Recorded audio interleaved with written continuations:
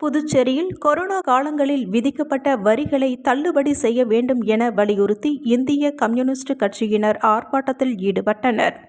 இந்திய கம்யூனிஸ்ட் நெல்லித்தோப்பு தொகுதி குழு சார்பில் நெல்லித்தோப்பு சிக்னல் அருகே கோரிக்கை ஆர்ப்பாட்டம் நடைபெற்றது. ஆர்ப்பாட்டத்தில் வீட்டு வரி, தண்ணீர் வரி, குப்பைக்கான அபராத வட்டிகள் மற்றும் கொரோனா காலங்களில் விதிக்கப்பட்ட வரிகளை தள்ளுபடி செய்ய வேண்டும், நெல்லித்தோப்பு தொகுதியில் உள்ள சாலைகள், வாய்க்கால்கள், பாதாள சாக்கடை பணிகளை முழுமையாக முடிக்க நடவடிக்கை எடுக்க வேண்டும், ரேஷன் கடைகளை திறந்து அரிசி, பருப்பு உள்ளிட்ட அத்தியாவசிய பொருட்களை தரத்துடன் வழங்க வேண்டும், தரமான குடிநீர் வழங்க வேண்டும் என்பன உள்ளிட்ட பல்வேறு கோரிக்கைகளை நிறைவேற்ற வலியுறுத்தி ஆர்ப்பாட்டம் நடைபெற்றது.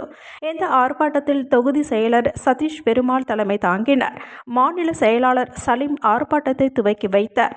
நிர்வாகிகள் கோவிந்தசாமி, ஜெயகுரு, சரவணன், ராதாகிருஷ்ணன் உள்ளிட்ட பலர் கலந்து கொண்டு கோரிக்கைகளை வலியுறுத்தி கண்டன கோஷங்களை எழுப்பினர்.